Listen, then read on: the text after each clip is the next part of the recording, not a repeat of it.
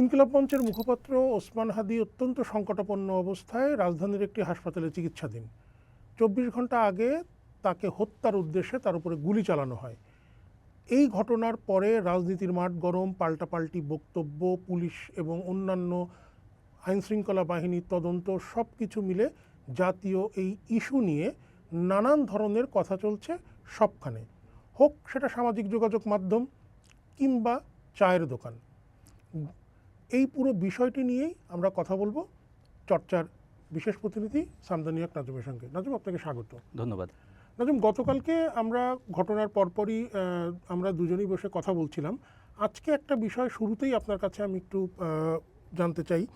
গতকালকে প্রথম যখন তার উপরে হামলা হলো, হাদির উপরে হামলা হলো, আমরা দেখলাম যে তাৎক্ষণিকভাবেই অভিযোগের তীরটি গেল বিএনপির স্থায়ী কমিটির সদস্য মির্জা আব্বাসের দিকে, যেখানে হাদিরও নির্বাচনে প্রার্থী হওয়ার কথা, একই আসনে প্রার্থী হওয়ার কথা।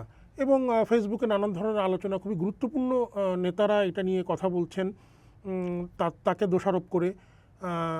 আজকে সকাল থেকে কিংবা বলা যায় যে গতকাল রাত থেকে এই জিনিসটা ঘুরে গেল আর একজনের দিকে, যে নাকি নিষিদ্ধ ঘোষিত সংগঠন ছাত্রলীগের ঢাকার একটি এলাকা, মোহাম্মদপুর বা আদাবরের একটি এলাকার নেতা। আবার বিএনপি নেতা রুহুল কবির রিজভী আজকে প্রকাশ্যে একটি সমাবেশে বলেছেন যে পুলিশ নাকি বলেছে ওই যিনি গুলি চালিয়েছেন তিনি জামাত শিবিরের লোক। এই যে একটা ঘটনা ঘটলো, একটা মর্মান্তিক ঘটনা, তারপরে নানান রকমের মতামত আসা শুরু করলো খুব গুরুত্বপূর্ণ মানুষজনের কাছ থেকে। এই ঘটনায় আসলে একটি সুষ্ঠু তদন্তে কোনো প্রভাব পড়ে কিনা? আচ্ছা, আপনি খুব ভালো এবং গুরুত্বপূর্ণ প্রশ্ন দিয়ে শুরু করেছেন।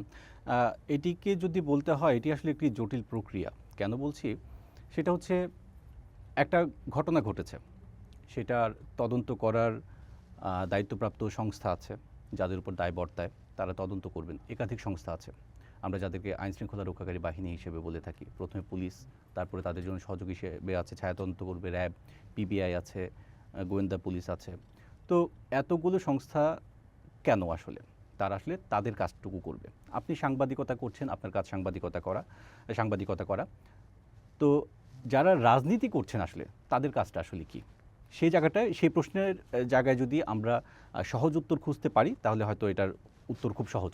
এমন একটা ঘটনায় রাজনৈতিক নেতারা বক্তব্য দিবেন, তাদের রাজনৈতিক বক্তব্য দিবেন, তাদের রাজনীতি সংশ্লিষ্ট বক্তব্য দিবেন, সেটা খুব স্বাভাবিক ঘটনা। কিন্তু যখন জনগুরুত্বপূর্ণ কিংবা রাষ্ট্রীয় গুরুত্বপূর্ণ একটা বিষয়, সেটা আমরা দুর্ঘটনা হোক, হত্যাকাণ্ড হোক, কিংবা আরও বড় অন্য কিছু হতে পারে, সেক্ষেত্রে যখন বিষয়টা সেন্সিটিভ, তখন আপনার কিন্তু রাষ্ট্রীয় জায়গা থেকে যখন বাহিনীগুলো কাজ করছে, তখন আপনার আমার নাগরিকদের দায়িত্বও কিন্তু বর্তায় যে হচ্ছে আমরা সচেতনভাবে মন্তব্য করব, আমরা একটু সময় দিব। একটি ঘটনা ঘটলে তাৎক্ষণিকভাবেই যে সেটা উদ্ঘাটন হয়ে যাবে কিংবা হচ্ছে সেটা আগে থেকেই জানা থাকবে, তাহলে আগে থেকে যদি জানাই থাকে তাহলে তো এই ঘটনা ঘটতেই পারে না। তো সার্বিক দিক যদি আমার বিবেচনা হলো যে ধরেন যে এইটা হচ্ছে আমাদের একটি রাজনৈতিক কালচার। কিন্তু আমি যদি, আপনি সাধারণ মানুষের কথা বললেন, সাধারণ মানুষ নানানভাবে নানান ধরনের কথা বলে, নানান পারসেপশনে চলে। কিন্তু আমরা যদি দেখি যে এই ঘটনায়, হাদির উপরে হামলার ঘটনার পরপরই ডাকসুর ভিপি তিনি এক ধরনের কথা বললেন, বিভিন্ন রাজনৈতিক সংগঠন এক ধরনের কথা বললো, বিএনপির পক্ষ থেকে আজকে এক ধরনের কথা বলা হলো। তাহলে সাধারণ মানুষটা সাধারণ মানুষের মতো নানান ধরনের মতামত দিয়ে করে, কিন্তু এই মানুষগুলো তো গুরুত্বপূর্ণ ডেফিনেটলি। তাহলে তাদের কাছ থেকে যখন এই ধরনের কথা আসে, তদন্তে আসলে কতটুকু প্রভাব পড়তে পারে? হ্যাঁ, আমি ওই কথাতেই যাচ্ছিলাম যে হচ্ছে যে সাধারণ মানুষ, ধরেন যে আমরা সাধারণ নাগরিক হিসেবে আমাদের উপর দায় বর্তায়, দায়িত্বশীল আচরণ মানে প্রত্যাশা করে রাষ্ট্র। সেখানে যখন রাজনৈতিক নেতৃবৃন্দ, তারা তো আরও বেশি গুরুত্বপূর্ণ এবং তাদের কথা মানুষ আসলে বিশ্বাস করে। এখন তারা যখন পাল্টা অভিযোগ শুরু করে দেয়, তখন কিন্তু সাধারণরাও বিভ্রান্ত হন। এবং আমরা যখন বেসিক্যালি এই ধরনের ঘটনার ক্ষেত্রে কাজ করতে গেলে, আমি আমার অভিজ্ঞতা থেকে, রেফারেন্স থেকে আমি বলছি যে বিষয়টা হয়, আমরা কিন্তু দেখি যে ধরে যে বাহিনীর মধ্যে আলাদা একটি চাপ তৈরি হয় তদন্তের ক্ষেত্রে। আমি যদি আরও সহজভাবে বলি, ধরুন এই ঘটনাটি ঘটলো 2:21 শুক্রবার, সাথে সাথেই তদন্ত সংস্থা যারা আছেন তারা আসলে কাজ শুরু করলেন।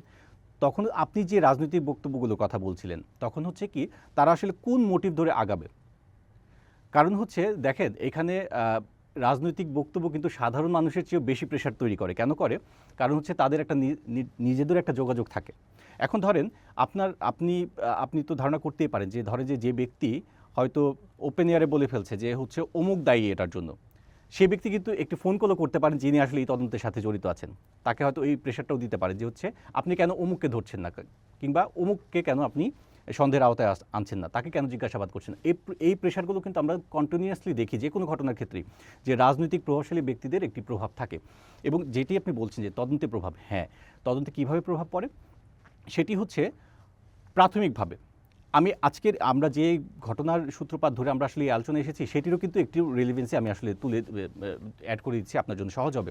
সেটি হচ্ছে দেখেন, কাল যখন ঘটনা ঘটলো তখন যখন এই যে রাজনৈতিক বক্তব্য, পাল্টা বক্তব্য আসা শুরু হলো, তখন কিন্তু প্রশাসনের পক্ষ থেকে একটি আলাদা কনসার্ন তৈরি হলো যে এটা নিয়ে কোনো ধরনের গোলযোগ যেন আবার সৃষ্টি না হয়।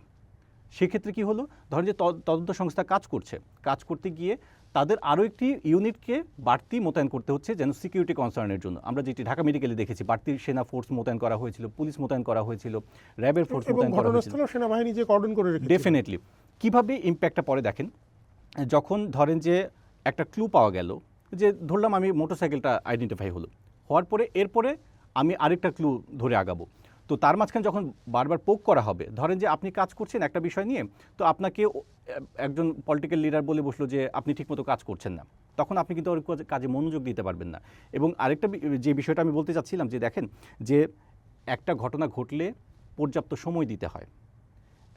আপনি জানেন না সেই ঘটনা আপনার ক্লু আপনাকে কোথায় নিয়ে যাবে, কারণ যতক্ষণ পর্যন্ত আসামি আপনার হাতে না আসছে ততক্ষণ পর্যন্ত আপনি কিন্তু মূল ঘটনা, মোটিভ, সেটা কিন্তু আপনি নিশ্চিতভাবে বলতে পারবেন, আপনি হয়তো ধারণা করতে পারবেন। এখন কথা হচ্ছে যে যদি ধরেন যে একজন রাজনৈতিক ব্যক্তি তো এক ধরনের একটা প্রেশার তৈরি করলে হলো কি, তখন তাদেরকে ওই দিকেও ফোকাস করতে হয় কনভিন্স করার জন্য, যে না ঠিক আছে আমরা এই পাশটাও দেখছি, তখন দেখা যাচ্ছে কি তাদের মনোযোগটা সরে যাচ্ছে। কিংবা এই যে মাঝখানে যখন এই বক্তব্য পাল্টা অভিযোগ চলতে থাকে, তখন কিন্তু একটা ওই কাজ যখন একটু স্লো হয়ে আসে, আইনশৃঙ্খলা বাহিনী খুব স্বাভাবিকভাবে তখন খুব ভালোভাবে কাজ করতে পারবে না, তারা একটা বিভ্রান্তির মধ্যে থাকবে। অনেকগুলো ক্লু আপনি সামনে দিয়ে দিয়েছেন, এখন কোনটা নিয়ে আমি কাজ করব, আমাকে তো একটা ধরে আগাতে হবে। তো সেই প্রভাবটা কিছুটা হলেও পড়ে। সেক্ষেত্রে দেখা যায় কি যে অপরাধী তার সেফ এক্সিটের একটা সুযোগ তৈরি হয়ে যায়। এবং পরবর্তীতে আমরা কিন্তু দেখি যে আমরা সবশেষে আমরা কী করি, আমরা দায় দিয়ে দিই যে আইনশৃঙ্খলা রক্ষাকারী বাহিনীর অবহেলা আছে, তারা আসলে কাজ করতে পারছে না বা কাজ করছে না। কিন্তু আমরা যে প্রথম থেকে একটা প্রেশার, আমরা যখন এক্সপেকটেশনের প্রেশার আমরা তৈরি করে দিই, সেটা আমরা হয়তো চোখে দেখা যায় না এই প্রেশারটা, কিন্তু সেটা কিন্তু আইনশৃঙ্খলা রক্ষাকারী বাহিনীর কর্মকর্তা থেকে কর্মচারী সবাই কিন্তু এই প্রেশারটা ফিল করে। আর আরেকটা বিষয় হচ্ছে এই একজনের ছবি পুলিশের পক্ষ থেকে প্রকাশ করা হয়েছে, নানান ধরনের কথা তো আসছে যে তিনি নাকি ছাত্রলীগ করতেন, আগে ছাত্রলীগের নেতা ছিল, এর আগে গ্রেপ্তারও হয়েছিলেন গত বছর কোনো একটি চাঁদাবাজির ঘটনায় বা এরকমই।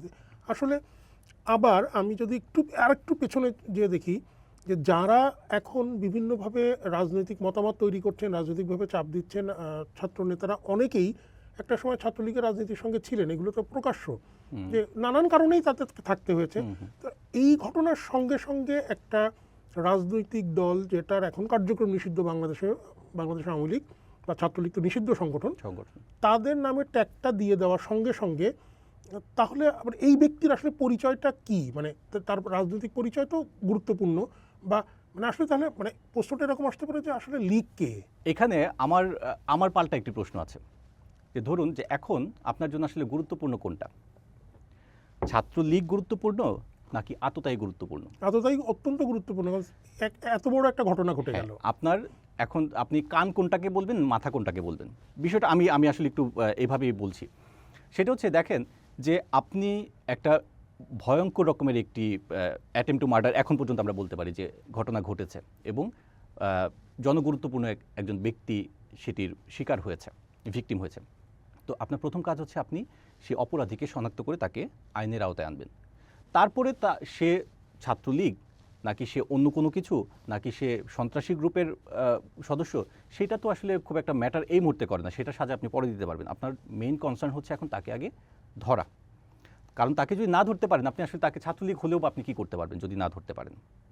তো এই যে আমরা অপ্রাসঙ্গিক আলোচনাগুলো আমরা নিয়ে ফেলি, এইটাই আপনি যে প্রশ্নে এসেছিলেন যে প্রেশার ক্রিয়েট করা, যে প্রেশারটা আসলে আমরা দেখি না চোখে বাট ফিল করি, সেটা হচ্ছে আপনারা যদি মানে আমরা আইনশৃঙ্খলা রক্ষাকারী বাহিনীর সাথে নিবিড়ভাবে কাজ করি, তো আমরা ফিল করি তারা আসলে কোন প্রেশারটার মধ্যে থাকে।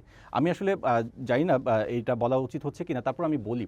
সেটা হচ্ছে কি, ধরেন যে একটা ঘটনা ঘটলো যেটা নিয়ে একটু ধরেন যে সাধারণ মানুষের একটু আগ্রহ তৈরি হয়েছে, সেই ঘটনাগুলো কাজ করতে গেলে ধরেন যে একটা সিদ্ধান্ত নিতে স্বাভাবিকভাবে যেটুকু সময় নেওয়ার প্রয়োজন পড়ে তার চেয়ে তখন তারা আর একটু বেশি সময় নেয়, ক্রস চেক করে। কারণ হচ্ছে এটা নিয়ে মানুষের একটা এমনিতে প্রেশার আছে, ওই প্রেশারটা সময় ক্ষেপণ করে।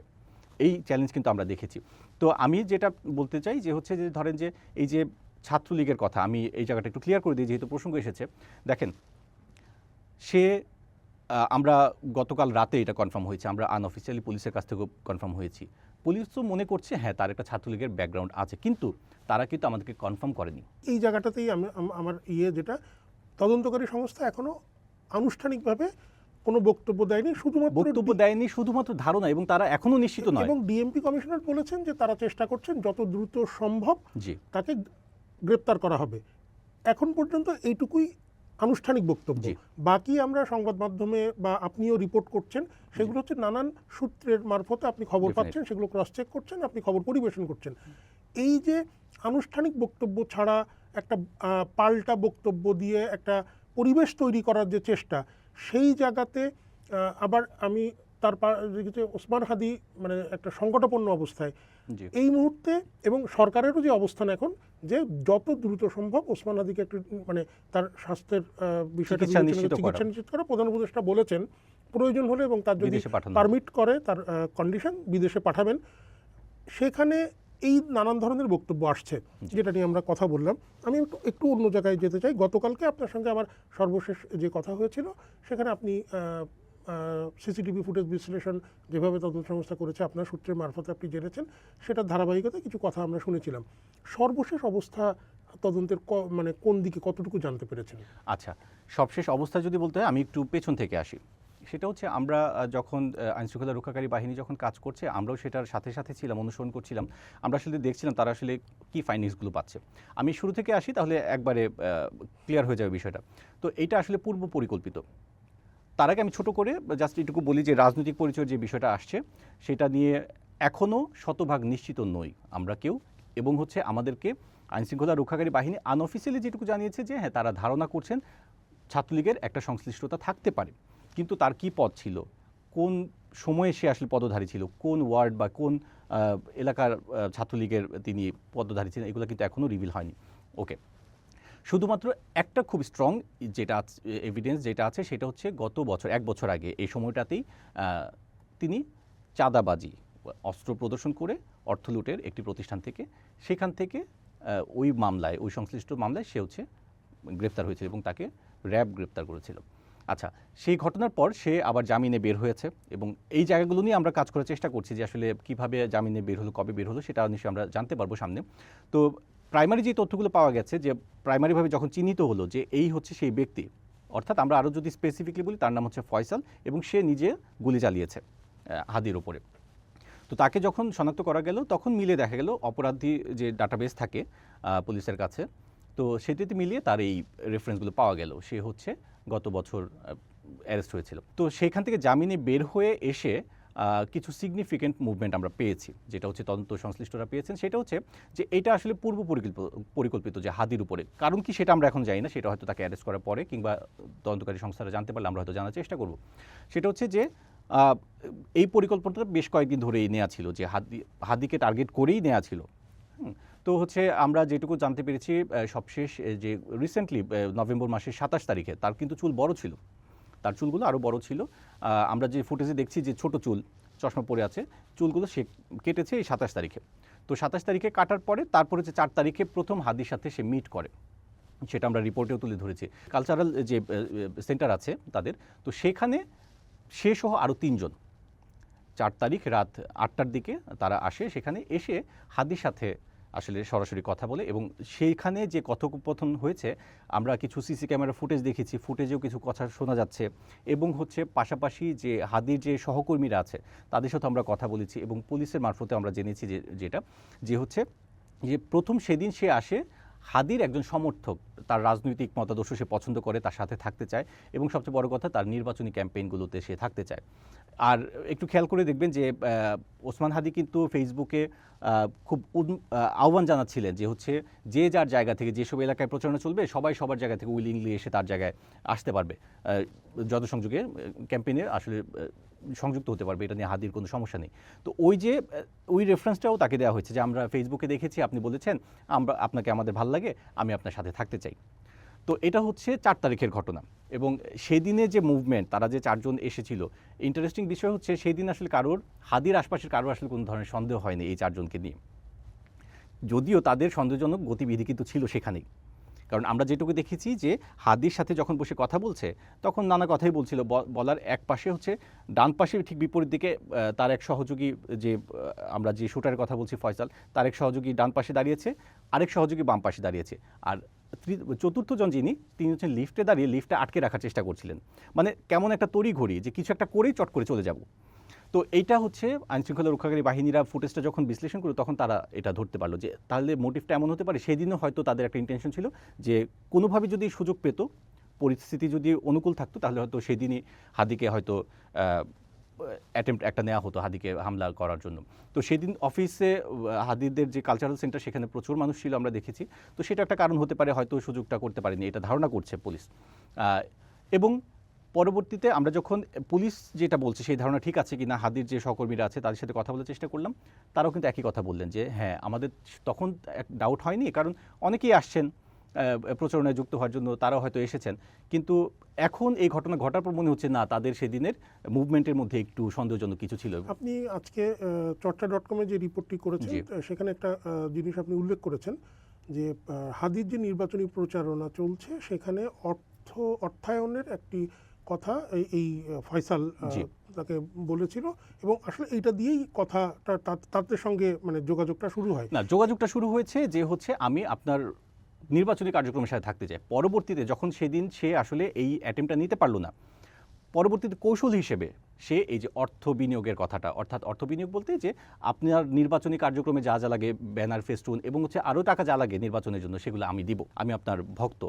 মানে এটা হচ্ছে হাদির কাছাকাছি যাওয়া বা ঘনিষ্ঠ হওয়ার একটি কৌশল বলতে পারেন। তাদের এই পরিকল্পনাটা আসলে অনেকদিন ধরে ছিল। তদন্তের সর্বশেষ অবস্থা সম্পর্কে আপনি কতটুকু জানতে পেরেছেন? আচ্ছা, তদন্তের সবশেষ অবস্থা হচ্ছে ধারাবাহিকভাবেই সংস্থাগুলো কাজ করে যাচ্ছে এবং দায়িত্বের সাথেই কাজ করে যাচ্ছে। তবে কয়েকটি চ্যালেঞ্জ এখানে আছে। কি চ্যালেঞ্জ? আপনি সেই চ্যালেঞ্জের কথা প্রথমটাই আপনি এই অনুষ্ঠানের শুরুতে নিয়ে এসেছেন, সেটা হচ্ছে একটা রাজনৈতিক চাপ এবং তার পাশাপাশি সাধারণদের চাপ। ধরেন যে হাদিকে হত্যার অ্যাটেম্প্ট নেওয়া হলো, সেই আসামিকে ধরা জরুরি, সেই জায়গা থেকে চাপটা হয়ে যাচ্ছে কি একটা রাজনৈতিক যে হচ্ছে অমুক, যেমন প্রথম দিন ছিল যে বিএনপির পক্ষ থেকে মির্জা আব্বাস, তার উপর একটা দায় দেওয়ার একটা বিষয়, পরবর্তীতে এখন সেটা ছাত্রলীগ বা হচ্ছে আওয়ামী লীগ যাই হোক না কেন, তো এই বিষয়গুলো না বাহিনীগুলোর তদন্তে অনেকটা প্রভাব ফেলছে। তো সেই জায়গা থেকে তারপর তারা কাজ করে যাচ্ছেন। সবশেষ আপডেট যদি আপনাকে বলি, সেটা হচ্ছে যে পুলিশের দিক থেকে কিছুটা অগ্রগতি আছে। অগ্রগতি বলতে সেটা অলরেডি তারা হচ্ছে, আমি জায়গার নাম উল্লেখ করব না, আজকে শনিবার এবং আজকে পুলিশের পক্ষ থেকে ঢাকার বাইরে যে কোনো একটি জেলায় তাদেরকে ট্র্যাকডাউন করা গেছে, যে তাদের শেষ লোকেশন সেখানে ডিটেক্ট হয়েছে এবং আজকে যে কোনো সময় সেখানে একটি অভিযান আমরা পুলিশের পক্ষ থেকে হয়তো আমরা দেখতে পারব, কিন্তু অভিযানের ফলাফল কী হবে সেটা তো অভিযানের পর বলা যাবে।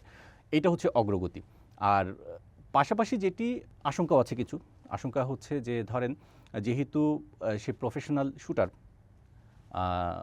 সে তার হচ্ছে আনুষঙ্গিক আরও একটি বিষয় যোগ করি যে যেই সোর্স ধরে আসলে তাদেরকে ডিটেক্ট করা হয়েছে ঢাকার বাইরে যে ওখানে যেতে পারে, সেটাও হচ্ছে ধরেন মানে ওই সোর্সটাও হচ্ছে ধরেন যে অস্ত্রের ব্যবসায়ের একটা কানেক্টিভিটি আছে, অর্থাৎ অবৈধ অস্ত্রের চোরাচালান এবং হচ্ছে অবৈধ অস্ত্রের একটা সিন্ডিকেটও বলতে পারেন আপনি সহজ কথায় যদি বলি, সেটির একটি রেলিভেন্সি আছে। সো এটা এক তো হচ্ছে ঝুঁকিপূর্ণ, পুলিশের জন্য ঝুঁকিপূর্ণ এবং হচ্ছে চ্যালেঞ্জিংও বটে। কারণ হচ্ছে তারা যেহেতু এই ধরনের যোগাযোগগুলো আছে, তার তো নিশ্চয়ই এবং পরিকল্পিত ঘটনা, তো তারা তো নিশ্চয়ই এটারও পরিকল্পনা রেখেছে যে তারা আসলে সেফ এক্সিটটা কীভাবে নিবে। তার তো বাঁচার জন্য সর্বোচ্চ চেষ্টাটুকুই করবে। তো সেই চেষ্টাটা আসলে কিভাবে করে এবং এটাকে আসলে কিভাবে প্রতিরোধ করে তাদেরকে আইনের আওতায় আনবে, এটা কিন্তু একটা বড় চ্যালেঞ্জের বিষয়। ওসমান হাদির উপরে গুলি চালানোর ঘটনার তদন্তের সর্বশেষ অগ্রগতি জানাচ্ছিলেন সামদানি হক নাজুম। এই ঘটনায় নানান ধরনের মতামত তৈরি হচ্ছে, রাজনৈতিক নেতারা নানান ধরনের কথা বলছেন, ফেসবুকের বাইরে নানান মতামত আসছে। সেই মতামত তদন্তে প্রভাব পড়বে কিনা সেটা নিয়েও আমরা কথা বলেছি। এই ঘটনা সংক্রান্ত আরও খবর, বিশ্লেষণ এগুলো দেখতে চোখ রাখুন চর্চায়। আর আপনি কি মনে করছেন, মতামত তৈরি করে একটা পারসেপশন তৈরি করে তদন্তে অন্য কোনো চাপ পড়বে কি পড়বে না, আপনার মতামতটি জানতে চাই। চর্চার ইউটিউব চ্যানেল এবং ফেসবুক পেজে জানাতে পারেন। চর্চার সঙ্গে থাকুন।